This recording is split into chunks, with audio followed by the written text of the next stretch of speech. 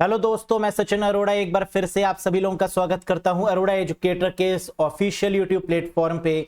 So I hope you all are doing great. आप सब बहुत बढ़िया होंगे। और एक बार फिर से आज हम लोग कनेक्ट हो चुके हैं UP triple S C computer के टॉप 50 एमसीक्यूज के साथ, मैराथन सेशन के साथ। डे 1 में हम लोगों ने बेस्ट 50 क्वेश्चंस डिस्कस किए, जहां पर आपने बताया कि सर 40 प्लस स्कोर कर पा रहे हैं। तो बस इतने ही अच्छे तरीके से क्वेश्चंस के लेवल को समझना है, नोट डाउन करना है उन क्वेश्चंस को जिसमें आपको डाउट है, जो आपको लग रहा है कि ये भूल सकते हैं एग्जाम में, उसको वन लाइनर के फॉर्म में आपको नोट भी कर लेना है। तो चलिए एक बार फिर से देखते हैं बेस्ट 50 क्वेश्चंस को। ये आपकी सीरीज हेल्पफुल रहेगी जूनियर असिस्टेंट, स्टेनोग्राफर, ऑडिटर या वीपीओ जैसे एग्जाम्स के लिए। तो अगर इनमें से कोई भी आप यूपी ट्रिपल एस सी का एग्जाम देने जाएंगे तो ये कंप्यूटर के सेशंस आपको मदद करेंगे बेहतर स्कोर करने के लिए। So let's get started guys. साथ ही साथ यहां पर आपका जो सिलेबस है उसको भी बहुत ध्यान से देखिएगा, और जितने भी टॉपिक्स कवर करिएगा वो सिलेबस के अकॉर्डिंग ही कवर करिएगा, क्योंकि UP triple S C syllabus के बाहर नहीं पूछती है। तो वो टॉपिक्स जो यहां पर आपको बहुत क्लियर कट तरीके से दिख रहे हैं, इन्हीं टॉपिक्स को आपको कवर करना है अपने सिलेबस के अकॉर्डिंग। ये चीज जरूर याद रखिएगा। साथ ही साथ अगर आप चाहते हैं कि इन सभी टॉपिक्स को बिल्कुल बेसिक से डिटेल में कवर करें, आप चाहते हैं कि सभी टॉपिक्स के एमसीक्यूज लगाएं टॉपिक वाइज, आप चाहते हैं कि एक बार कॉन्सेप्ट को बिल्कुल बेसिक लेवल से एडवांस लेवल तक पढ़ लिया जाए, तो आप इस कोर्स से भी कनेक्ट कर सकते हैं UP triple S C computer का फुल कंप्यूटर कोर्स, जहां पर आपको मिलेगा कॉन्सेप्ट, एमसीक्यूज, पीडीएफ और मॉक टेस्ट। क्या सर इसके बाद हमें किसी दूसरी पीडीएफ या वीडियोस को देखने की रिक्वायरमेंट है, किसी दूसरी बुक को देखने की रिक्वायरमेंट है? जी नहीं, ये कोर्स अपने में सफिशिएंट है full out of full marks gain करवाने के लिए और फुल कॉन्फिडेंस के लिए। क्योंकि अगर एक बार आपको कॉन्फिडेंस आ जाता है ना कि हां सर अब कहीं से भी पूछ लिया जाए हम कर पाएंगे, बस यही कॉन्फिडेंस आपको चाहिए, और ये कॉन्फिडेंस आपको आएगा इस कोर्स की मदद से। तो अगर आप बिल्कुल जा सकते हैं तो बिल्कुल इसको एनरोल कर लीजिएगा। एनरोल करने के लिए आपको अरोड़ा एजुकेटर एप्लीकेशन को इंस्टॉल करना होगा। गूगल प्ले स्टोर या iOS स्टोर की मदद से आप इस कोर्स से कनेक्ट कर सकते हैं। टोटल वीडियोस मिलेंगी 60 प्लस 70 प्लस आवर्स के साथ। लिंक आपको डिस्क्रिप्शन बॉक्स में भी मिल जाएगा, उसके द्वारा भी क्लिक करके आप ज्वाइन कर सकते हैं। किसी भी कंफ्यूजन के रिगार्डिंग दिए गए नंबर पे व्हाट्सएप करके भी आप अपनी क्वेरी को पूछ सकते हैं। कोई भी डाउट है कोर्स के रिगार्डिंग, व्हाट्सएप कर दीजिएगा इस दिए हुए नंबर पे। तो चलिए बिना किसी देरी के शुरू करते हैं आज के सेशन के साथ। प्रीवियस वाले सेशन में क्वेश्चन मैंने आपसे पूछा था जिसका सभी ने सही आंसर किया। क्या था question? It is a cyber crime in which the attacker floods a server. यह एक प्रकार का साइबर अपराध है जिसमें हमलावर सर्वर में बाढ़ ला देता है। सर्वर में बाढ़ ला देने का मतलब, सर्वर को अटैक करने का मतलब कि इतनी रिक्वेस्ट कर दी जाए कि सर्वर रिस्पॉन्स करना ही भूल जाए, वो हैंग हो जाए, इतनी रिक्वेस्ट कर दी जाए। So that is what we called, इसे हम लोग क्या बोलते हैं? बॉटनेट नहीं, डीडीओएस बोलते हैं। कई सारे कैंडिडेट्स ने आंसर बॉटनेट भी किया था, लेकिन इसका आंसर बॉटनेट नहीं होगा, डीडीओएस होगा, डिस्ट्रीब्यूटेड डिनायल ऑफ सर्विस। तो सर बॉटनेट क्या होता है? बॉटनेट का मतलब है रोबोट नेटवर्क। हम रोबोट नेटवर्क का यूज जरूर करते हैं डीडीओएस में, यानी डिस्ट्रीब्यूटेड डिनायल ऑफ सर्विस के केस में हम बॉटनेट का यूज करते हैं, जिसकी मदद से हम कई बार रिक्वेस्ट करते हैं सर्वर पे और सर्वर हैंग हो जाता है। तो क्या ये बॉटनेट नेगेटिव है? जी नहीं, इसका यूज पॉजिटिव सेंस में भी कर सकते हैं। रोबोट नेटवर्क का यूज ऑटोमेटिक किसी भी चीज को करने के लिए रोबोट नेटवर्क का यूज करते हैं, और वहीं इसका गलत इस्तेमाल करके हम सर्वर पर इतनी रिक्वेस्ट कर देते हैं कि सर्वर को समझ में ही नहीं आता कि रिस्पॉन्स कब देनी है, किसको देनी है और क्या देनी है। और इसी तरीके के अटैक को क्या बोलते हैं? Distributed denial of service. तो आज के सेशन का पहला क्वेश्चन ये रहा, which of the mentioned human behaviour does the AI aim to mimic. AI का उद्देश्य यानी आर्टिफिशियल इंटेलिजेंस का उद्देश्य उल्लेखित मानव व्यवहार में से किसकी नकल करना है। आर्टिफिशियल इंटेलिजेंस जो है वो किस लिए बनाया गया, उद्देश्य क्या है, इसका मेन मोटिव क्या है, थिंकिंग, ईटिंग, स्लीपिंग या ऑल ऑफ दीज। हम सब जानते हैं आर्टिफिशियल इंटेलिजेंस का मतलब कि मशीन को एक ब्रेन देना, मशीन को यह सिखाना कि कैसे सोचा जाता है, कैसे थिंक किया जाता है, कैसे परफॉर्म किया जाता है, कैसे डिसीजन लिया जाता है, इन सब की ट्रेनिंग देना मशीन को, that is called artificial intelligence. यानी करेक्ट आंसर होगा थिंकिंग। तो आर्टिफिशियल इंटेलिजेंस किससे जुड़ा है, ब्रेन से, और हमारा ब्रेन क्या करता है, थिंक करता है, सोचता है। तो करेक्ट आंसर क्या होगा, thinking is the correct one. Next, which of the mentioned part of an agent would you consider to be the most valuable in terms of AI.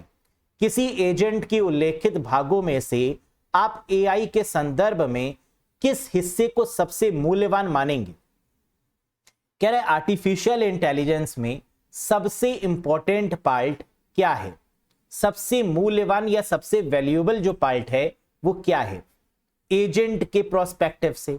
Sensor and actuator, wheels and steering, arms and legs या all of the above. सोच के बताओ।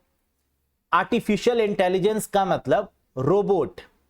अगर हम robotics की बात करें, क्योंकि लिखा है एजेंट, एजेंट का मतलब आर्टिफिशियल इंटेलिजेंस में एजेंट का मतलब होता है रोबोट। और रोबोट क्या करता है, रोबोट को काम करने के लिए हमें उसके बॉडी पार्ट्स को मूव करना होता है, हमें उसके हाथों को चलाना होता है। तो आंसर क्या होगा, आर्म्स एंड लेग्स? नहीं, यहां पर जो रोबोट्स के आर्म होते हैं उसको ट्रेनिंग दी जाती है और आर्म्स को बोला जाता है क्या, एक्चुएटर्स। और यहां पर रोबोट्स में क्या लगाए जाते हैं, सेंसर। तो करेक्ट आंसर होगा, दो इंपॉर्टेंट एजेंट होते हैं आर्टिफिशियल इंटेलिजेंस के, पहला है सेंसर और दूसरा है एक्चुएटर। तो रोबोट के जितने भी बॉडी पार्ट्स होते हैं उनको चलाने के लिए क्या क्या यूज करेंगे, सेंसर का, एक्शंस का, इफेक्टर का, एक्चुएटर्स का, जिनकी मदद से बाहरी चीजों को हम रोबोट में इन्वॉल्व कर पाएंगे और उसको सिखा पाएंगे कि कैसे एक ह्यूमन बीइंग काम करता है, और उसी तरीके से उसको ट्रेनिंग भी दे पाएंगे। Sensor and actuator, very good. Dash is a branch of machine learning that uses neural network with many layer. कह रहे मशीन लर्निंग की एक शाखा है जो कई परतों वाले तंत्रिका नेटवर्क का उपयोग करती है। सोचिए और बताइए क्या होगा आंसर। हमने देखा क्वेश्चन में लिखा है मशीन लर्निंग की एक ब्रांच, यानी मशीन लर्निंग की एक शाखा जो किस पर काम कर रही है, न्यूरल नेटवर्क पे, न्यूरॉन्स पे। और न्यूरल नेटवर्क पे जो काम करता है उसे क्या बोलते हैं, डीप लर्निंग। यानी अगर कहीं भर भी क्वेश्चन में एआई की बात हो, मशीन लर्निंग की बात हो और बात हो रही हो न्यूरल नेटवर्क को लेकर, न्यूरॉन्स को लेकर, न्यूरॉन्स मतलब ब्रेन, और ब्रेन में न्यूरल नेटवर्क कैसे काम करता है इसका पता लगाना और मशीन्स को इसके अकॉर्डिंग काम करवाना, यह कहलाता है डीप लर्निंग। क्या कहलाता है, deep learning. Next, the term machine learning was coined in 1959 by. Machine learning जो शब्द है वो 1959 में किसके द्वारा गढ़ा गया, बहुत बार पूछा गया क्वेश्चन, आसान भी है। John McCarthy, Geoffrey Hinton, Arthur Samuel या एलन ट्यूरिंग। हम जानते हैं आर्टिफिशियल इंटेलिजेंस की खोज किसने करी, आर्टिफिशियल इंटेलिजेंस के founder John McCarthy, deep learning के founder Geoffrey Hinton, deep learning Geoffrey Hinton, और मशीन लर्निंग के फाउंडर आर्थर सैमुअल। नोट करो, आर्टिफिशियल इंटेलिजेंस के founder John McCarthy, deep learning के फाउंडर जियोफ्री हिंटन और मशीन लर्निंग का term जिन्होंने दिया यानी मशीन लर्निंग के founder Arthur Samuel is the right one. तो करेक्ट आंसर क्या हो गया? Arthur Samuel. ये तो एलन ट्यूरिंग क्या है? मॉडर्न कंप्यूटर के या कंप्यूटर साइंस के फाउंडर। अगर एग्जाम में पूछा जाए कि मॉडर्न कंप्यूटर के फाउंडर कौन है या कंप्यूटर साइंस के फाउंडर कौन है, तो करेक्ट आंसर क्या होगा? Alan Turing. नॉर्मल कंप्यूटर के तो चार्ल्स बेबेज हैं, लेकिन कंप्यूटर साइंस की बात करें, मॉडर्न कंप्यूटर की बात करें तो आंसर क्या होगा? Alan Turing. Next, the email ID of the anonymous recipient of email is entered in dash field। बताइए, ईमेल के अज्ञात प्राप्तकर्ता की ईमेल आईडी डैश फील्ड में दर्ज की गई है, टू सीसी बीसीसी या सब्जेक्ट। एनोनिमस का मतलब अज्ञात। अगर हम कोई मेल भेजना चाहते हैं कई सारे लोगों को और हम चाहते किसी को भी किसी की ईमेल आईडी ना दिखे, एनोनिमस रहे, अज्ञात रहे, तो हम किसका यूज करेंगे? बीसीसी का, ब्लाइंड कार्बन कॉपी का। और अगर हम चाहते हैं कि हर कोई ईमेल आईडी को देख ले, विजिबल हो, तो कार्बन कॉपी का यूज करेंगे, सीसी में मेल आईडी को एंटर करेंगे। और अगर हम चाहते हैं कि कोई किसी की ईमेल आईडी ना देख पाए कि ये मेल किस किस को गया है, तो हम बीसीसी का यूज करेंगे, ब्लाइंड कार्बन कॉपी का। नेक्स्ट, विच ईमेल प्रोटोकॉल इस आउटगोइंग प्रोटोकॉल? कौन सी ईमेल प्रोटोकॉल आउटगोइंग प्रोटोकॉल है? आउटगोइंग का मतलब मेल भेजने के लिए यूज होने वाली प्रोटोकॉल कौन सी है? बस क्वेश्चन को थोड़ा सा घुमा दिया गया है। क्वेश्चन में यह नहीं पूछा गया कि ऐसी कौन सी प्रोटोकॉल है जिसके द्वारा मेल को भेजते हैं, तो आप बता लेते। लेकिन यहां पर क्या पूछा है कि which email protocol is used for outgoing protocol? Mail भेजने के लिए, आउट करने के लिए जो प्रोटोकॉल है वो कौन सी है? SMTP, simple mail transfer protocol. Mail को रिसीव करने के लिए POP3, अटैचमेंट को अटैच करने के लिए माइम का यूज करते हैं और SMTP का यूज करते हैं मेल को सेंड करने के लिए। क्या ये बात समझ में आई? IMAP, internet message access protocol, इसका यूज भी करते हैं मेल को रिसीव या एक्सेस करने के लिए। तो एक्सेस करने के लिए POP3 का भी यूज कर सकते हैं और IMAP का यूज भी कर सकते हैं। Next, how can you send a large file than 25 MB in Gmail? आप जीमेल से 25 MB से बड़ी फाइल कैसे भेज सकते हैं? कह रहा है जीमेल में जो लिमिट है फाइल भेजने की वो 25 MB है, और अगर इससे बड़ी फाइल आपको भेजनी है तो आप कैसे भेजेंगे? Through Google Drive, through Google USB, through Google Chrome या all of these? Correct answer होगा गूगल ड्राइव के थ्रू। वैसे तो 25 MB की फाइल हम भेज सकते हैं, लेकिन क्या इससे बड़ी भी फाइल जा सकती है? जी हां, अगर इससे बड़ी फाइल होगी तो ऑटोमेटिक हमारा जीमेल क्या करेगा? उस फाइल को कन्वर्ट कर लेगा गूगल ड्राइव के फॉर्मेट में और सेंड कर देगा। Next, which protocol is used to provide security to email? Email को सुरक्षा प्रदान करने के लिए किस प्रोटोकॉल का यूज करते हैं? क्या ईमेल पूरी तरीके से सिक्योर है? जी नहीं, क्योंकि ईमेल में भी स्पूफिंग हो सकती है, ईमेल को भी हैक किया जा सकता है। ईमेल में ऐसे लिंक दे दिए जाते हैं जिसके द्वारा आपका कंप्यूटर तक हैक हो जाता है, जिसे हम लोग स्पैम भी बोलते हैं।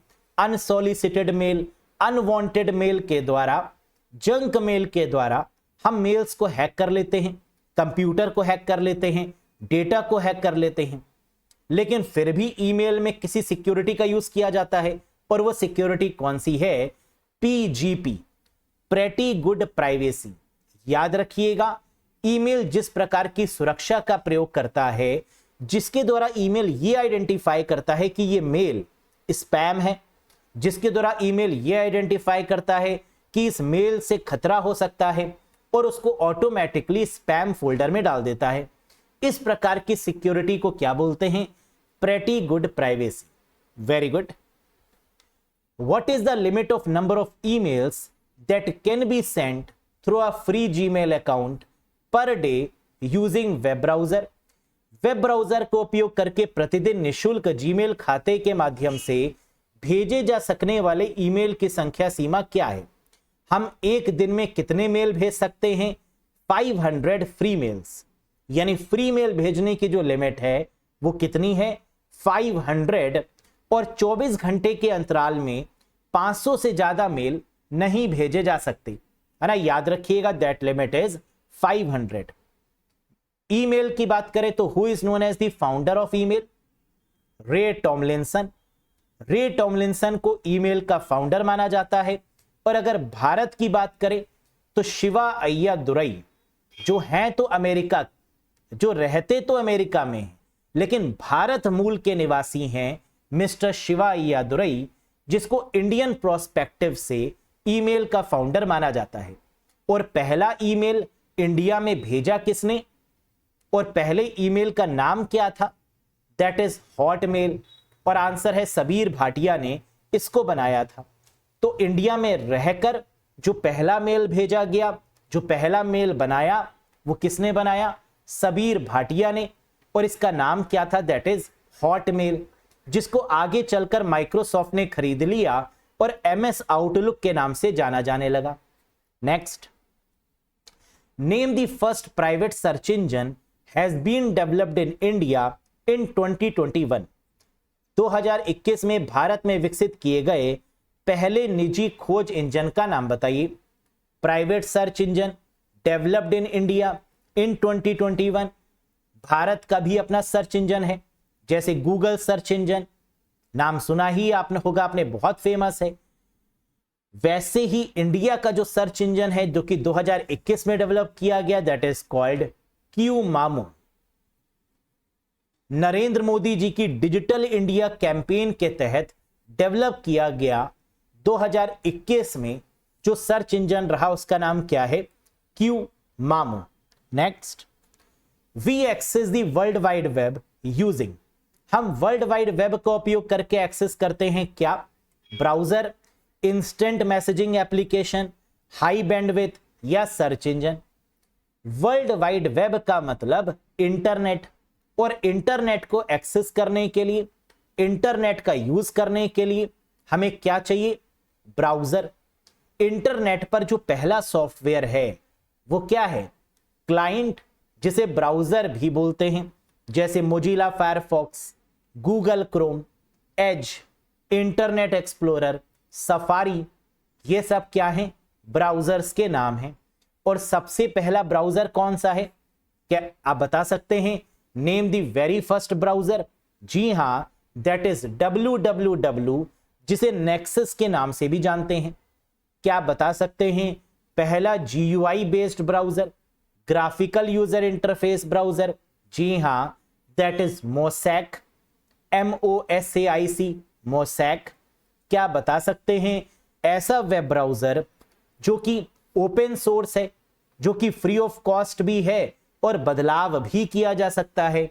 जी हां, दैट इज मोजिला फायरफॉक्स। क्या आप बता सकते हैं एप्पल के ब्राउजर का नाम? जी हां, दैट इज सफारी, एप्पल का ब्राउजर। क्लियर है? तो इस तरीके से आपको पूरी जानकारी होनी चाहिए चीजों की। Next, what is considered the backbone of the world wide web? World wide web की रीढ़ किसे माना जाता है? URL, HTML, HTTP या TCP/IP? वर्ल्ड वाइड वेब यानी इंटरनेट भी बोल सकते हैं एक तरीके से, या वर्ल्ड वाइड वेब की मदद से हम क्या करते हैं? किसी भी डेटा को इंटरनेट से फेच करते हैं, रिट्रीव करते हैं, एक्सेस करते हैं। और वर्ल्ड वाइड वेब की जो बैकबोन है वो क्या है? HTTP, hyper text transfer protocol. ऐसा क्यों? क्योंकि जब भी इंटरनेट पर हम किसी भी वेबसाइट को ओपन करते हैं, वर्ल्ड वाइड वेब को एक्सेस करते हैं, तो बाय डिफॉल्ट जो प्रोटोकॉल होती है वो क्या होती है? HTTP। तो एग्जाम में ये क्वेश्चन भी आता है कि इंटरनेट के ऊपर या वर्ल्ड वाइड वेब के ऊपर जो बाय डिफॉल्ट प्रोटोकॉल है इसका नाम बताइए। The correct answer is hyper text transfer protocol. और इसका पोर्ट नंबर क्या होता है? 8080। और HTTPS hyper text transfer protocol secured इसका पोर्ट नंबर क्या होता है? 443। 443। Next, name the mother of internet. Internet की जननी का नाम बताइए। अगर इंटरनेट के फादर का नाम पूछें या फाउंडर का नाम पूछें या पूछे कि इंटरनेट जो टर्म है वो किसने क्वाइन किया, तो आंसर क्या होगा? Vinton Gray Cerf, Vint Cerf. लेकिन मदर ऑफ इंटरनेट अगर पूछें तो आंसर क्या होगा? That is Radia Perlman. Radia Perlman is known as the mother of internet. ऐसा क्यों? क्योंकि इन्होंने स्पैनिंग ट्री प्रोटोकॉल पर काम किया। किस पर काम किया? स्पैनिंग ट्री प्रोटोकॉल, जो कि इंटरनेट को चलाने में एक अहम भूमिका निभाता है। अगर इंटरनेट के चलाने की बात की जाए तो इसको चलाने के लिए जो सबसे इंपॉर्टेंट प्रोटोकॉल मानी जाती है, उस प्रोटोकॉल को बनाया किन्होंने? रेडिया पर्लमैन ने, जिसे स्पैनिंग ट्री के नाम से जाना जाता है। एडा लवलेस, दुनिया की पहली programmer Ada Lovelace. Grace Hopper, first computer bug, इन्होंने पहली बग का आविष्कार किया, पहली बग फाइंड आउट करी, Grace Hopper. Hedy Lamarr, inventor of WiFi, इन्होंने वाईफाई को इन्वेंट किया। तो ये चारों ऑप्शंस किससे रिलेटेड हैं ये भी मैंने आपको बता दिया है। First programmer Ada Lovelace, mother of the internet Radia Perlman, क्या किया इन्होंने? स्पैनिंग ट्री प्रोटोकॉल डेवलप करी। ग्रेस हॉपर, इन्होंने कंप्यूटर का पहला बग, पहली एरर को फाइंड आउट किया। हेडी लेमार, वाईफाई यानी वायरलेस फिडिलिटी के जन्मदाता Hedy Lamarr. Clear? Very good. Who provide us internet, हमें इंटरनेट कौन प्रदान करता है? टीसीपी, आईएसपी, एफटीपी या एचटीटीपी? अगर मैं आपसे पूछूं कि आप इंटरनेट का यूज कर रहे हैं तो आप कहेंगे जी हां सर, तभी तो हम आपकी वीडियो देख पा रहे हैं। और अगर मैं पूछूं कि आप किसके इंटरनेट का यूज करके ये वीडियो देख रहे हैं तो आप कहेंगे सर हमने रिचार्ज करवाया है। हम कहें अगर किसका रिचार्ज करवाया है तो आप कहेंगे सर जियो का, कुछ लोग कहेंगे सर एयरटेल का, कुछ कहेंगे सर बीएसएनएल का। यस, तो इसका मतलब कि आपका जो सर्विस प्रोवाइडर है वही इंटरनेट चला रहा है। तो हमें इंटरनेट कौन प्रोवाइड करता है? इंटरनेट सर्विस प्रोवाइडर यानी आईएसपी। क्लियर है? तो वो आईएसपी आपका एयरटेल भी हो सकता है, वो आपका जियो भी हो सकता है, वो बीएसएनएल भी हो सकता है, वो कोई भी हो सकता है ना? That is internet service provider. Next, each cookie can hold up to dash KB data. प्रत्येक कुकी डैश केबी डेटा तक रख सकती है। कुकीज का मतलब जो इंटरनेट पर हमारी इंफॉर्मेशन को होल्ड करे, दैट इज कॉल्ड कुकीज। और हर कुकी कितना डेटा मेंटेन कर सकती है? कितने केबी डेटा मेंटेन कर सकती है डेटा? आंसर है 4 केबी, यानी 4 KB is the right answer. या 4 केबी को 4096 बाइट्स भी बोल सकते हैं, क्योंकि 1 KB is equals to 1024 byte. तो 4 KB is equals to at approx 4096 byte. Next, the central organisation who is responsible for creating and maintaining the web standard is, वह केंद्रीय संगठन जो वेब मानकों को बनाने और बनाए रखने के लिए जिम्मेदार है वो कौन है?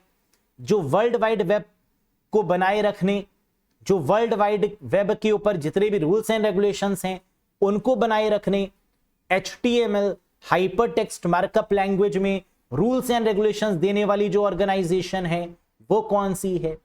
And the correct answer is W3C, world wide web consortium. The correct answer is W3C। W3 का मतलब वर्ल्ड वाइड वेब, C का मतलब संगठन यानी कंसोर्टियम। क्लियर है? ISO आप जानते हैं, OSI मॉडल डेवलप करने वाली ऑर्गेनाइजेशन ISO है। ASCII क्या है? American standard code for information interchange, जो कि 7 बिट की होती है। EASCII जो कि 8 बिट होती है। डरपा क्या है? Defence advance research project agency, जिसने IPv4 एड्रेस को बनाया, दैट इज कॉल्ड डरपा। ARPANET को बनाने वाली, दैट इज कॉल्ड डरपा। तो अगर पूछें कि IPv4 एड्रेस को किसने बनाया? डरपा ने। ARPANET को किसने बनाया? डरपा ने। Defence advance research project agency. Clear, बहुत बढ़िया। Name the browser developed by AOL। AOL यानी अमेरिकन ऑनलाइन, विकसित ब्राउजर का नाम बताइए। AOL क्या है? कंपनी का नाम। और AOL जो ब्राउजर है वो किसने डेवलप किया था? नेम दी ब्राउजर, उस ब्राउजर का नाम बताइए जिसे AOL कंपनी के द्वारा डेवलप किया गया। क्रोम तो गूगल के द्वारा, फायरफॉक्स मोजिला के द्वारा, इंटरनेट एक्सप्लोरर माइक्रोसॉफ्ट के द्वारा, और net escape navigator AOL American online के द्वारा। याद रखिएगा, गूगल का ब्राउजर कौन सा है? गूगल क्रोम, मोजिला का मोजिला फायरफॉक्स, माइक्रोसॉफ्ट का पुराना वाला इंटरनेट एक्सप्लोरर, और माइक्रोसॉफ्ट का नया एज, और AOL कंपनी द्वारा डेवलप किया गया that is net escape navigator. Next, which browser support was ended in year 2020। वर्ष 2020 में किस ब्राउजर का समर्थन समाप्त कर दिया गया था? हाल ही में 2020 में ही कोई एक ब्राउजर का सपोर्ट एंड कर दिया गया और उसकी जगह पे नया लाया गया। बिल्कुल सही, इंटरनेट एक्सप्लोरर का 11th वाला वर्जन आखिरी बना जिसको एंड कर दिया गया और इसकी जगह पर आ गया क्या? एज। तो करेक्ट आंसर क्या होगा? इंटरनेट एक्सप्लोरर, ये एंड कर दिया गया और इसकी जगह पे माइक्रोसॉफ्ट ने अपना क्या लेकर आ गया? एज। तो इंटरनेट एक्सप्लोरर भी किसका है? माइक्रोसॉफ्ट का, और एज भी किसका है? माइक्रोसॉफ्ट का। Next, what is the maximum limit of available worksheet function in MS Excel. MS Excel में उपलब्ध वर्कशीट कार्यों की अधिकतम सीमा क्या है? यानी एक्सेल शीट में या स्प्रेडशीट की बात करें, आपने देखा होगा सिलेबस में जो आपका टॉपिक मेंशन है वो क्या है? स्प्रेडशीट। स्प्रेडशीट का मतलब एक्सेल शीट। आएंगे क्वेश्चन जरूर भर भर के एग्जाम में। बताइए, maximum limit of available worksheet function in Excel. Excel में जो वर्कशीट पर यूज होने वाले फंक्शन हैं, एक्सेल में यूज होने वाले फंक्शन हैं, उसकी लिमिट कितनी है? उसकी सीमा कितनी है? That is 341। 341 फंक्शंस का यूज कर सकते हैं MS एक्सेल में। तो टोटल नंबर ऑफ फंक्शंस कितने हैं दोस्तों? 341। याद रखिएगा, बहुत ही फेमस क्वेश्चन है। Next, the value of the Excel expression is equals to sum 5,5, true, false, true, false is. Excel expression में is equals to sum 5,5, true, false, true, false का मान क्या होगा? कैसे निकालेंगे? सम कह रहा है, यानी ब्रैकेट के अंदर जो भी है उसको सम कर दो। ब्रैकेट के अंदर क्या है? 5 और 5 क्या हो गया? 10। ट्रू की जगह पे क्या आता है? 1, और फॉल्स की जगह पर क्या आता है? 0। तो ट्रू कितनी बार है? 2 बार। तो यानी 5 + 5 + 2 हो जाएगा 12, यानी third option is the right one. क्या ये समझ में आया? नहीं तो एक बार फिर से देखो। कह रहा था सम करना है, जोड़ना है किसको? जो ब्रैकेट के अंदर है। ब्रैकेट के अंदर क्या है? 2 बार 5, यानी 5 + 5 क्या हो गया? 10। ट्रू की जगह पर क्या आता है? 1, और फॉल्स की वैल्यू क्या होती है? 0। तो क्या आ जाएगा? ट्रू 1, फॉल्स 0, फिर ट्रू 1, फिर फॉल्स 0। कितनी बार ट्रू गिवन है? 2 बार। तो 5 + 5 + 2 आंसर क्या हो गया? That is 12। क्लियर है? बहुत बढ़िया, शानदार। Next, in MS Excel macros is found under which tab. Excel में मैक्रोज किस टैब के अंतर्गत पाया जाता है? आप सब जानते हैं कि एक्सेल शीट में या स्प्रेडशीट में मैक्रोज का काम क्या होता है? रेपिटेटिव कार्य को रिकॉर्ड करना। To record the repetitive task. जिस काम को भी हम बार बार करना चाहते हैं उसको रिकॉर्ड कर लेते हैं। किसके द्वारा? मैक्रोज के द्वारा। और मैक्रोज की दोस्तों अगर बात करें तो ये किस टैब के अंदर दिखता है? व्यू टैब के अंदर।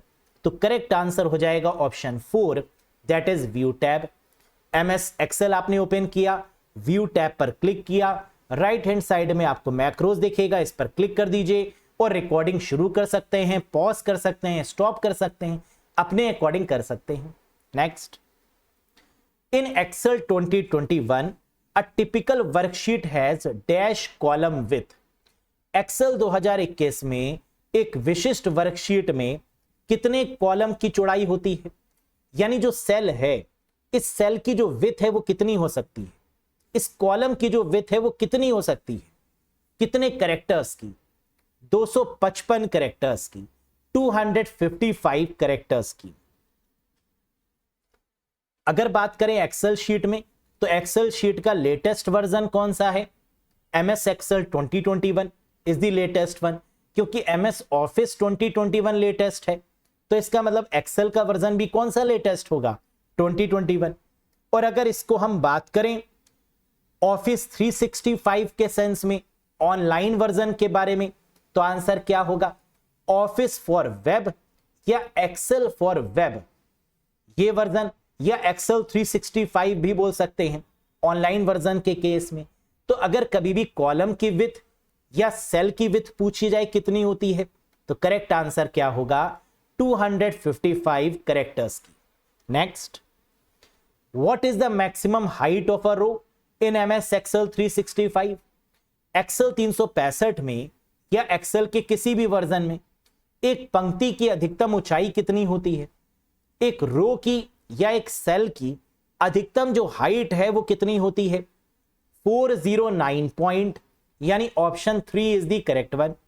आप देख सकते हैं, तो row height must be between 0 से 409 के बीच में ही होती है, तो मैक्सिमम कितनी हो गई, 409।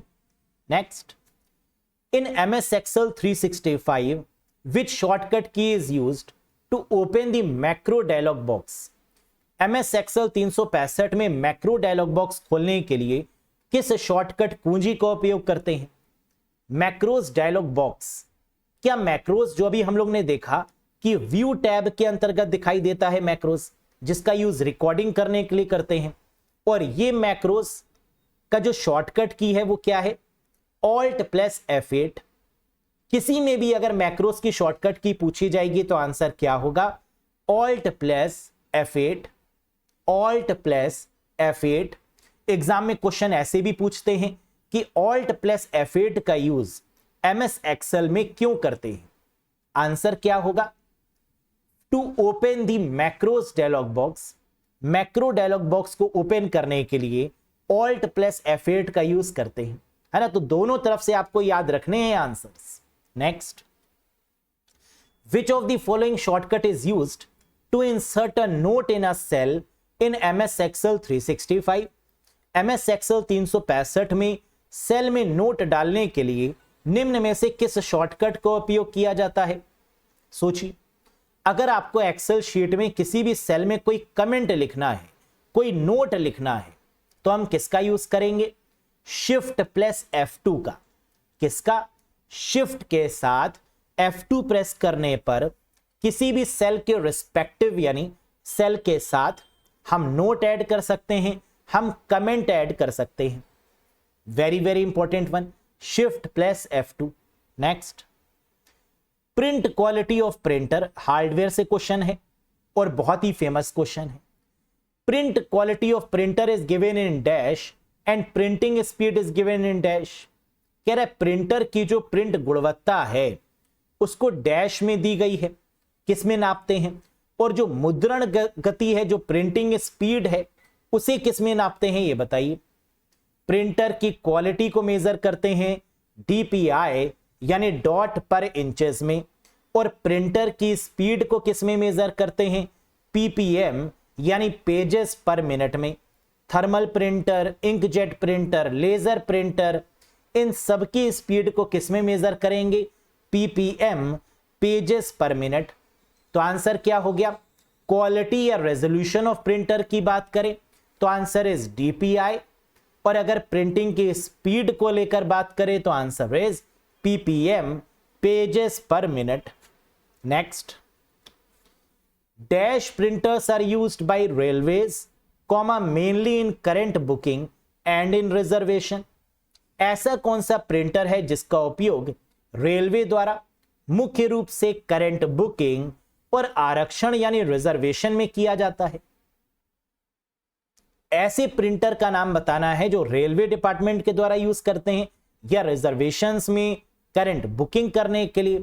The correct answer is dot matrix printer.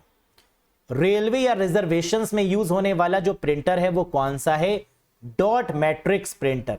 या ये क्वेश्चन ऐसे भी पूछते हैं कि डॉट मैट्रिक्स प्रिंटर का यूज कहां करते हैं, तो आंसर होगा in the railway, in reservation purpose और in current booking purpose.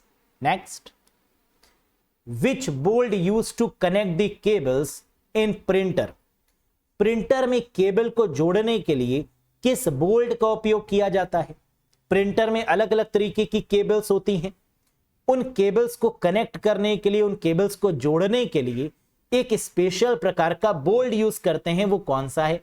That is called PCB, printed circuit board, जिसे मदर बोर्ड भी बोल सकते हैं, जिसे पीसीबी, प्रिंटेड सर्किट बोर्ड भी बोल सकते हैं। क्या ये क्लियर है? Very good. Which device includes the functionality of multiple devices in one. कौन सा उपकरण एक साथ कई उपकरणों की कार्य क्षमता को शामिल करता है? मतलब कह रहा है ऐसी कौन सी डिवाइस है जो कई सारे काम एक साथ करती है, जो ऑलराउंडर है, जो प्रिंट भी करती है, जो फैक्स भी करती है, जो स्कैन भी करती है, जो सारे काम को एक साथ करती है। That is called MFD। MFD का मतलब मल्टी फंक्शन डिवाइस या मल्टी फंक्शनल प्रिंटर, है ना, दोनों नाम से जाना जाता है। MFP लिखा हो तो मल्टी फंक्शन प्रिंटर, वो प्रिंटर जो प्रिंट भी करे, स्कैन भी करे, फैक्स भी करे, सारे काम करे, फोटोस्टेट भी करे। दैट टाइप ऑफ प्रिंटर या that type of device is called MFD, multi function device. Mahendra Singh Dhoni नहीं, है ना, जो सारे काम कर रहा है, तो MSD मतलब महेंद्र सिंह धोनी और MFD का मतलब मल्टी फंक्शन डिवाइस, है ना, है तो एक ही बात। वो भी ऑलराउंडर और ये भी all rounder. Next, laser printer is invented at. कह रहा है जो लेजर प्रिंटर है इसका आविष्कार कहां हुआ? लेजर प्रिंटर आप जानते ही होंगे कि सबसे बेस्ट प्रिंटर माना जाता है ना, जिसे नॉन इंपैक्ट प्रिंटर की कैटेगरी में रखते हैं। लेजर प्रिंटर जिसकी स्पीड को PPM, पेजेस पर मिनट में नापते हैं, लेजर प्रिंटर। लेजर प्रिंटर किसके द्वारा इन्वेंट किया गया? ज़ेरॉक्स कंपनी के द्वारा बनाया गया। दी कंपनी इज ज़ेरॉक्स पारसी। पूरा नाम इस कंपनी का क्या है? ज़ेरॉक्स पारसी। पारसी का मतलब Palo Alto research centre. Xerox corporation, Palo Alto research corporation, that is Xerox PARC. और यही वो कंपनी है, यही वो रिसर्च सेंटर है जिसने मैक एड्रेस को बनाया है। तो अगर एग्जाम में ये पूछें कि मैक एड्रेस को बनाने वाली कौन है, तो भी आंसर क्या होगा? ज़ेरॉक्स या xerox Parsi. Very good. What allows you to print on both side of the paper? कौन सी तकनीक आपको कागज के दोनों तरफ प्रिंट करने की अनुमति देती है? कई बार हम पेपर को बचाने के लिए दोनों तरफ प्रिंट निकाल लेते हैं पेपर के, और इस पर्टिकुलर फीचर को, इस पर्टिकुलर फंक्शनैलिटी को, इस पर्टिकुलर मैकेनिज्म को क्या बोलते हैं? That is called duplexer. जब हम सेटिंग्स में जाके प्रिंटर के डुप्लेक्सर को ऑन कर लेते हैं तो हमारा जो प्रिंट आउट है वो दोनों तरफ निकल आता है। तो डुप्लेक्स प्रिंटिंग का मतलब क्या है?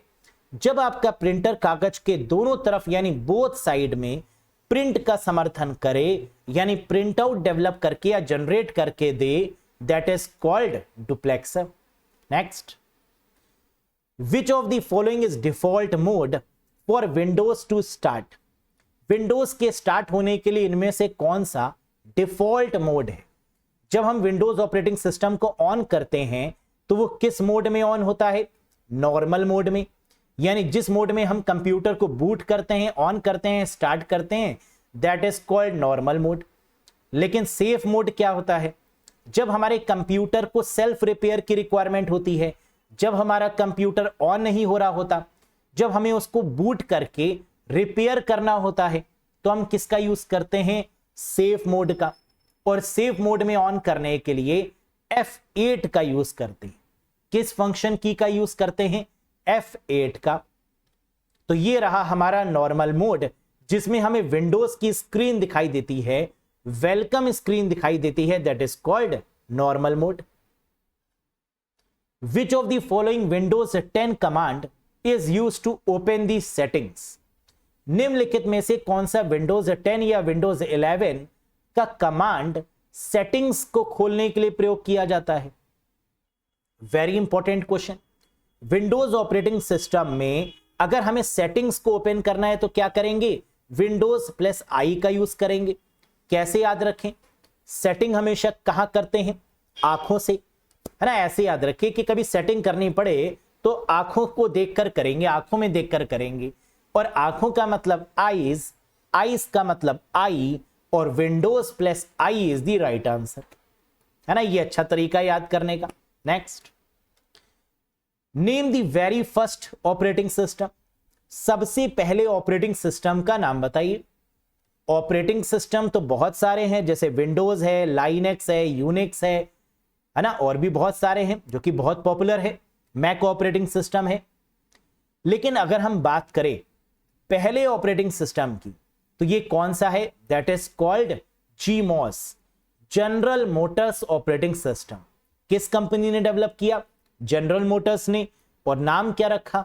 अपने ही नाम से, that is GMOS, General Motor operating system. ऐसा कौन सा ऑपरेटिंग सिस्टम है जिसमें वायरस एंटर नहीं कर सकता? लाइनेक्स। ऐसा कौन सा ऑपरेटिंग सिस्टम है जो कि ओपन सोर्स है, जो कि फ्री ऑफ कॉस्ट है, जो ओपन सोर्स नेचर का है? द आंसर इज लाइनेक्स और एंड्रॉइड। क्लियर है? नेक्स्ट, इन विंडोज 10 और 11 operating system what happen when shift की इज प्रेस 5 टाइम्स? जब विंडोज 10 और 11 में हम शिफ्ट की को 5 बार दबाते हैं तो क्या होता है? स्टिकी कीज इनेबल हो जाती हैं। क्या होता है? अगर हम 5 बार शिफ्ट की को दबाएंगे तो क्या ओपन होगा? Sticky keys. Sticky keys open करने पर होता क्या है कि जिन कीज को हम एक साथ प्रेस करना चाहते हैं उनको अलग अलग प्रेस कर सकते हैं, जैसे कंट्रोल ऑल्ट और डिलीट। अगर इन्हें एक साथ प्रेस करना चाहते हैं तो हम इनको अलग अलग प्रेस कर सकते हैं और तो भी ये काम करेगी। That is called sticky keys. Next, what is the RAM memory slot on a laptop called? Laptop पर रैम मेमोरी स्लॉट को क्या कहा जाता है? बताइए। रैम हमारी कहां पर लगती है? कंप्यूटर के मदरबोर्ड में। लेकिन मदरबोर्ड में रैम को लगाने के लिए एक पार्टिकुलर स्लॉट चाहिए, and that particular slot is called DIMM, dual inline memory module. यानी करेक्ट आंसर क्या होगा? Option number 4 is the right one, dual inline memory module. Next, virtual memory is typically located. Virtual memory आमतौर पर स्थित होती है कहां? On the hard drive, in the CPU, in a flash card या on a floppy disk. Virtual memory का मतलब RAM के पास जो स्पेस है वो कम होती है, लेकिन रैम स्पेस को किससे उधार मांग लेती है? हार्ड डिस्क से। और ऐसा करने पर रैम को लगता है कि मेरे पास बहुत स्पेस है। तो कह रहा है वर्चुअल मेमोरी के केस में रैम को यह भ्रम होने लगता है कि उसके पास अनलिमिटेड स्पेस है, क्योंकि जब भी जरूरत पड़ती है तो वो किससे उधार ले लेती है? हार्ड डिस्क से या हार्ड ड्राइव से। तो करेक्ट आंसर क्या होगा? Virtual memory is typically located. Virtual memory आमतौर पर स्थित होती है कहां? ऑन दी हार्ड ड्राइव, यानी option number 1 is the correct answer. क्या ये बात समझ में आई?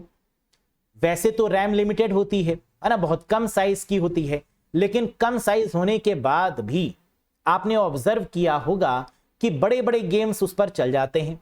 क्यों? क्योंकि उस गेम को ओपन करने के लिए वो रैम कुछ स्पेस हार्ड डिस्क से उधार मांग लेती है स्पेसिफिक टाइम पीरियड के लिए, और जब काम खत्म हो जाता है तो वो उसको वापस कर देती है। इस तरीके की पेजिंग टेक्नोलॉजी का यूज करके वर्चुअल मेमोरी यूज होती है। क्लियर है? Next, what is the size of a sector on a hard disk? Hard disk पर सेक्टर का आकार क्या होता है? हम सब जानते हैं कि हार्ड डिस्क क्या है, एक तरीके की मैग्नेटिक डिस्क जिसकी स्पीड को किस में मेजर करते हैं, आरपीएम, रेवोल्यूशंस पर मिनट में। हार्ड डिस्क से क्या बेटर कोई सेकेंडरी स्टोरेज डिवाइस है? जी हां, that is called SSD, solid state drive. SSD किस टेक्नोलॉजी पर बेस्ड है? तो आंसर है that is called flash memory. Flash memory किससे मिलकर बनी होती है? EEPROM, electrically erasable programmable read only memory. लेकिन जो हार्ड डिस्क में ट्रैक और सेक्टर होते हैं, उसमें से जो डेटा स्टोर होता है वो कहां होता है? सेक्टर में। और सेक्टर का जो साइज है वो कितना है? 512 बाइट्स, यानी correct answer is option number 3। तो इस तरीके से आपको हर एक चीज कड़ी दर कड़ी पता होनी चाहिए, है ना, कि अगर हार्ड डिस्क है तो इससे कितने क्वेश्चन बन सकते हैं। पहली हार्ड डिस्क का नाम बताइए, किस कंपनी ने डेवलप करी? आईबीएम कंपनी ने डेवलप करी, है ना। हार्ड डिस्क से जो पहले वाली टेक्नोलॉजी है उसका नाम क्या है? तो आंसर है फ्लॉपी डिस्क। हार्ड डिस्क की जो ड्राइव हो वो किससे दिखाई देती है? सी ड्राइव से।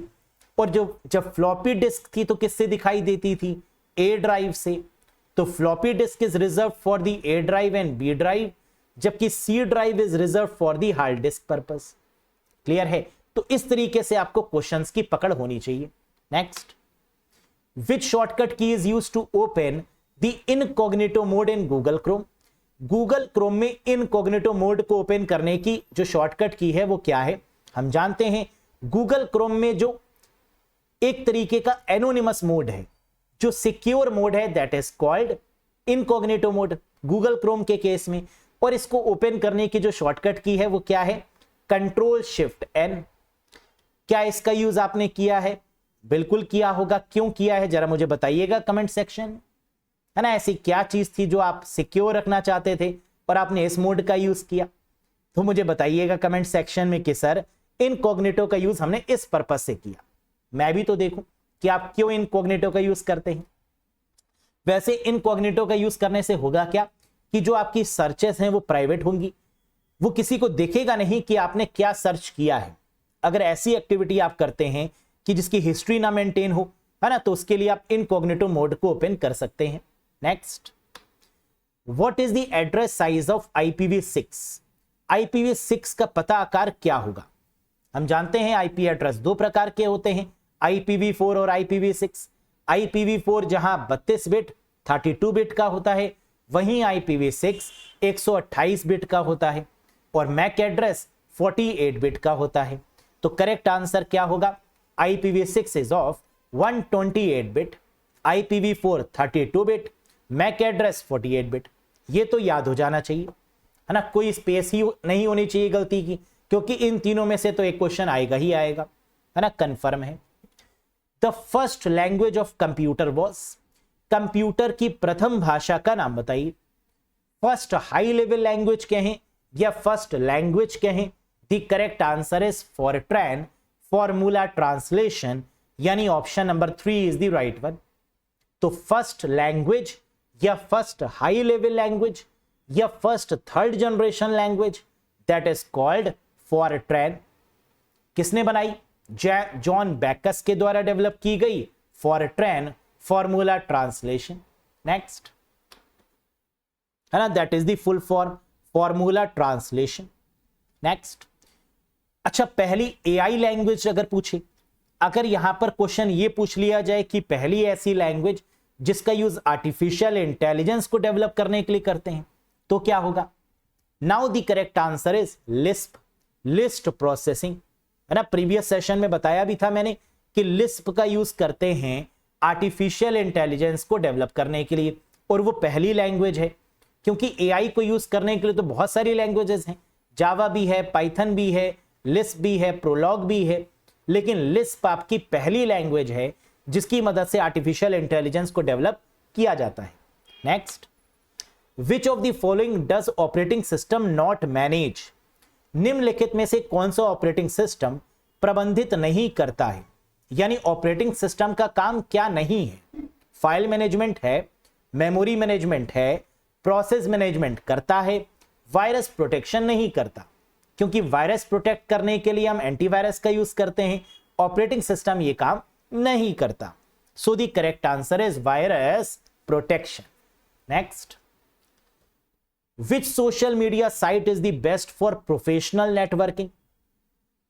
प्रोफेशनल नेटवर्किंग के लिए कौन सी सोशल मीडिया साइट सबसे अच्छी है? सोच के बताइए।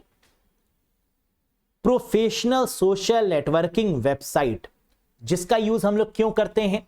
सोशल मीडिया पर कैरियर ओरिएंटेड करने के लिए, सीवी के मतलब से। बिल्कुल सही and the correct answer is LinkedIn. Professional social networking website, business oriented social networking website, that is LinkedIn. और लिंक्डइन पर हम क्या क्रिएट करते हैं? कनेक्शंस। क्या बोलते हैं? कनेक्शंस। क्लियर? किसकी है लिंक्डइन? कंपनी का नाम बताइए। किस कंपनी की लिंक्डइन है?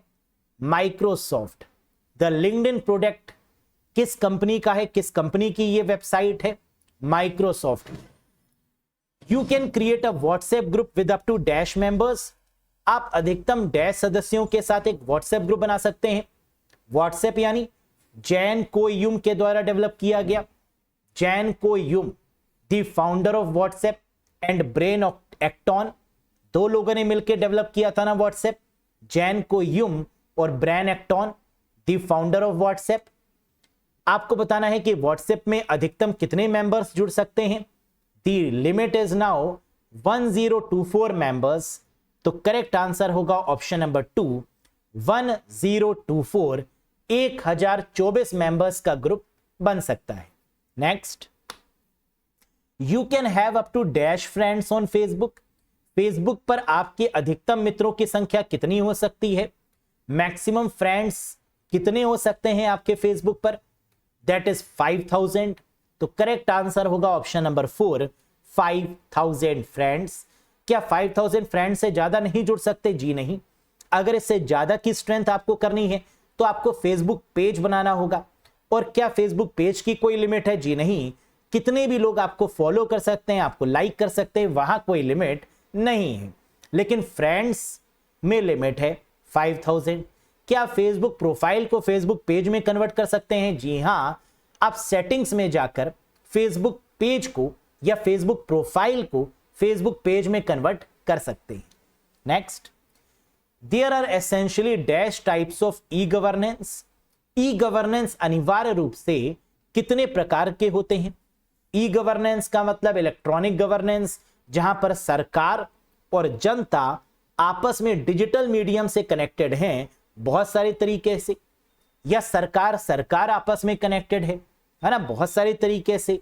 सरकार और जनता, जनता और सरकार, बिजनेस और सरकार, सरकार और बिजनेस, है ना। ये सब आपस में कैसे कम्युनिकेट हैं, कैसे काम करते हैं, that is called e governance. और ये कितने टाइप्स की होती हैं? 4 तरीके की। ये 4 कौन से हैं? आइए इस पर करते हैं एक बार विचार। ये लीजिए, यानी 4 types of e governance are there. G2C governance, government to citizens. G2B government to business. G2G government to government. G2E government to employees. कैसे काम करते हैं ये? गवर्नमेंट टू सिटीजंस का मतलब सरकार सिटीजन से क्या करवाती है? टैक्स कलेक्ट करती है, TDS लेती है, GST। G2B government to business, business भी टैक्सेस पे करते हैं, GST पे करते हैं, है ना, रजिस्ट्रेशन चार्जेस कंपनी के लिए, government to business. G2G government to government, कैसे? लोकल गवर्नमेंट सेंट्रल गवर्नमेंट से कांटेक्ट करती है, स्टेट गवर्नमेंट सेंट्रल गवर्नमेंट से कांटेक्ट करती है, सेंट्रल गवर्नमेंट स्टेट गवर्नमेंट से काम करवाती है। ये क्या है? G2G। G2E government to employees, employees में TDS को काटती है ना, एम्प्लॉइज की बहुत सारी चीजों को मैनेज करती है, that is called government to employees. Clear? Very good. Microsoft Dash is a chatbot developed by Microsoft and launched on February 7, 2023। बताइए, Microsoft Dash माइक्रोसॉफ्ट द्वारा विकसित एक चैटबॉट है जो 7 फरवरी 2023 को लॉन्च किया गया। माइक्रोसॉफ्ट का chatbot, very very important one, and that is called Copilot. Microsoft ने 7 जनवरी 2023 को अपना एक आर्टिफिशियल इंटेलिजेंस बेस्ड चैटबॉट बनाया जिसका नाम क्या रखा गया, को पायलट। एग्जाम में यह भी क्वेश्चन आ सकता है कि को पायलट जो आर्टिफिशियल इंटेलिजेंस बेस्ड चैटबॉट है किस कंपनी के द्वारा डेवलप किया गया, तो आंसर क्या हो जाएगा, that is Microsoft. Next, what is the default application for spreadsheet in Ubuntu. Ubuntu या यूबुंटू में स्प्रेडशीट के लिए डिफॉल्ट एप्लीकेशन कौन सी है। हम जानते हैं लाइनेक्स का ही एक वर्जन है उबंटू, और अगर इस ऑपरेटिंग सिस्टम की बात करें तो यहां पर किस तरीके के स्प्रेडशीट का यूज होता है, लिब्रा ऑफिस कैल्सी का, जो पूरी तरीके से ओपन सोर्स यानी फ्री है। Correct answer is Libre Office Calc. Question ऐसे भी पूछा जा सकता है कि लिब्रा ऑफिस कैल्सी जो कि एक स्प्रेडशीट है, इसका यूज किस ऑपरेटिंग सिस्टम में किया जाता है, तो आंसर क्या होगा, दैट इज उबुंटू और यूबुंटू। क्लियर, तो दोनों तरफ से याद रखने की रिक्वायरमेंट है। What are the 3 types of machine learning. Machine learning कितने प्रकार की होती है, 3 प्रकार की। हम मशीन यानी रोबोट्स को जब सिखाते हैं तो 3 प्रकार से सिखाते हैं। कौन कौन से, सुपरविजन के द्वारा, सुपरवाइज करके सुपरवाइज लर्निंग, अनसुपरवाइज लर्निंग बिना किसी सुपरविजन के, और रीइंफोर्समेंट लर्निंग मतलब अप्रेजल देकर, ताली बजा के, उसे प्रेस करके, उसे रिवॉर्ड देकर और पनिशमेंट देकर भी। बढ़िया काम करेगी मशीन तो उसको अप्रेजल दिया जाएगा, उसको मोटिवेट किया जाएगा, और अगर गलत करेगी तो उसको पनिशमेंट भी दिया जाएगा। That is called reinforcement learning. तो मशीन लर्निंग के कितने टाइप्स हैं, 3, सुपरवाइज्ड सुपरविजन के द्वारा, अनसुपरवाइज्ड बिना सुपरविजन के द्वारा, अपने आप जहां पर मशीन चीजों को सीखती है करना, ऑब्जर्वेशन के द्वारा, और रीइंफोर्समेंट लर्निंग मतलब पनिशमेंट और रिवॉर्ड के द्वारा, दैट इज रीइंफोर्समेंट लर्निंग। तो क्या हो गया answer, all of these is the correct one. और आखिरी क्वेश्चन आपके स्क्रीन पर आ चुका है दोस्तों, what is the component of an IoT system that executes a program. IoT system का वह घटक क्या है जो किसी प्रोग्राम को निष्पादित करता है, बताइए। A sensor, a micro controller, an actuator, या डिजिटल टू एनालॉग कन्वर्टर। कह रहा है आईओटी सिस्टम का वह घटक, वह कंपोनेंट जो एग्जीक्यूट करता है। एग्जीक्यूट का मतलब प्रोसेस, और प्रोसेसिंग करने का काम किसका है, बताइए, सीपीयू का, यानी सेंट्रल प्रोसेसिंग यूनिट का। और सीपीयू को क्या बोल सकते हैं, कंट्रोलर या माइक्रो कंट्रोलर। तो करेक्ट आंसर क्या होगा, a micro controller is the component of the IoT system that execute a program. IoT system का जो माइक्रो कंट्रोलर कंपोनेंट है वो किसी भी प्रोग्राम को निष्पादित यानी एग्जीक्यूट करने में मदद करता है। क्या ये बात समझ में आई? तो आउट ऑफ 50 आपने कितना स्कोर किया मुझे कमेंट बॉक्स में कमेंट करके बताइएगा। और आज का क्वेश्चन ऑफ द डे ये रहा आपके स्क्रीन के सामने, जो कि बहुत इंपॉर्टेंट है। क्या है ये? Among these which is not the pillar of e-governance। आपको बताना है कि इनमें से ई गवर्नेंस का पिलर कौन सा नहीं है। पहले तो आपको यह पता होना चाहिए कि ई गवर्नेंस के जो पिलर हैं वो कितने हैं, और उनमें से कोई एक पिलर ऐसा है जो यहां पर मौजूद नहीं होना चाहिए। वो कौन सा है? पीपल, प्रोसेस, टेक्नोलॉजी या प्रोटोकॉल।